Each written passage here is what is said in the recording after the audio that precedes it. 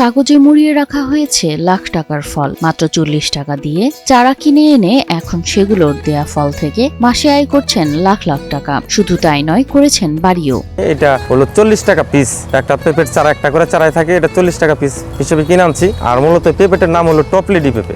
আলহামদুলিল্লাহ পেঁপে বাগান করে নিজেও স্বাবলম্বী হয়েছি, নিজের বাচ্চা কাছে ভালো একটা প্রতিষ্ঠানে লেখাপড়া করতে পারতেছি, নিজের সচ্ছলভাবে চলতে পারতেছি। আলহামদুলিল্লাহ আমি জানতেন আগে দেশে মাটির ঘর ছিল, মাটির ঘর না এখন আমরা হয়তো ইটের ঘর, এই পেঁপে ব্যবসা করে আমরা ইটের ঘর করে হয়তো থাকতেছি। গাজীপুরের কালিয়াকৈরের ফকিরচালা গ্রামের যুবক নিজামুদ্দিনের গল্পটা যেন সিনেমার মতো। একসময় বেকার ছিলেন, খুঁজছিলেন জীবনের দিশা, কিন্তু বাবার অনুপ্রেরণা ও কৃষির প্রতি টান তাকে নিয়ে আসে পেঁপে চাষে। এবার প্রতিটা গাছে আমার মোটামুটি মনে হয় এবার ইচ্ছে গড়ে 40-50 কেজি ওয়েটের ওজন হবে, এরকম 1 থেকে 1.5 মণ করে পেঁপে আসছে প্রতিটা গাছে। পেঁপে চাষ করে ভাগ্যের চাকা ঘুরিয়েছেন নিজামুদ্দিন। একসময় ছিলেন বেকার, আর আজ তিনি সফল কৃষক। বাপের কাছ থেকে শেখার পরে আমি তখন বেকার ছিলাম, বাপের কাছে কিছু চালান পাতি নিয়ে নিজে আগে ছোটখাটো করে ভাবে চারা রোপণ করে আমি দেখছি যে না এটা লাভজনক। 20 বছর আগে বাবার কাছ থেকে কৃষি শিক্ষা আর সামান্য পুঁজি নিয়ে শুরু করেন চাষাবাদ। এখন যে আয় হচ্ছে, এ আয় নিয়েই বেশ ভালো আছেন নিজাম। প্রায় 20 বছর যাবত এই ব্যবসাটার সাথে জড়িত।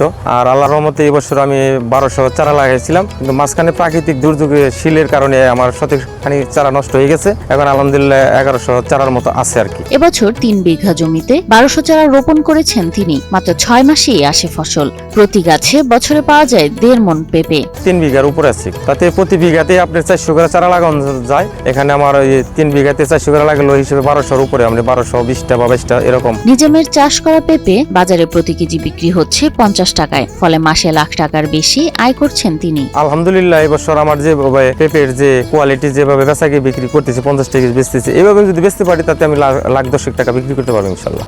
হিরন আরো মিনারেল ওয়াটার মাত্র 50 পয়সায় প্রতি লিটার।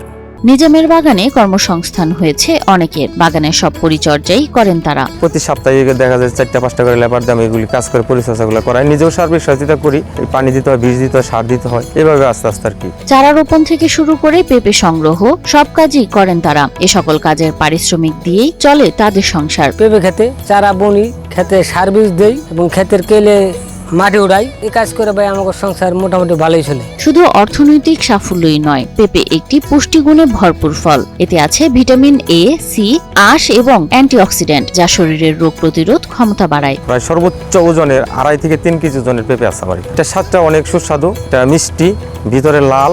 আর আমাদের দেশি পেঁপের চাইতে পেঁপেটা একটু নষ্ট হয় কম। আমাদের দেশি পেঁপেটা একটু পেকে গেলে ওটা নরম হয়ে যায়, এটা পাকলে পরে একটু নরম হতে দেরি লাগে, এই কারণে এই পেঁপেটার চাহিদাটা বেশি। কৃষি কর্মকর্তা বলেন, কৃষি বিভাগের পক্ষ থেকে সকল প্রকার সহায়তা প্রদান সহ বাগান তৈরির ক্ষেত্রে যত পরামর্শ প্রয়োজন সবই প্রদান করছেন তারা। নিজামুদ্দিন যে আছেন, উনি যে পেঁপে বাগানটা করেছেন এবং ওনার পাশাপাশি কিন্তু আরো অনেকগুলো পেঁপে বাগান ওখানে হয়েছে এবং সাথে কিন্তু সাথী ফসল হিসেবে অন্য ফসলও চাষ করা হচ্ছে। তো আমাদের যারা শিক্ষিত বেকার যুবক যারা আছেন তারা কিন্তু চাইলে কিন্তু এই বাগান করতে পারেন, উদ্যোক্তা হিসেবে কিন্তু নিজেকে তৈরি করতে পারেন। তো সেক্ষেত্রে আমরা কৃষি বিভাগের পক্ষ থেকে সকল প্রকার সহযোগিতা প্রদান করি। চাকরির পেছনে ছুটে নয়, কৃষিকাজের মাধ্যমেই সফল উদ্যোক্তা হওয়া যায়। নিজামুদ্দিন তার জীবনের গল্প দিয়ে সেটি প্রমাণ করেছেন।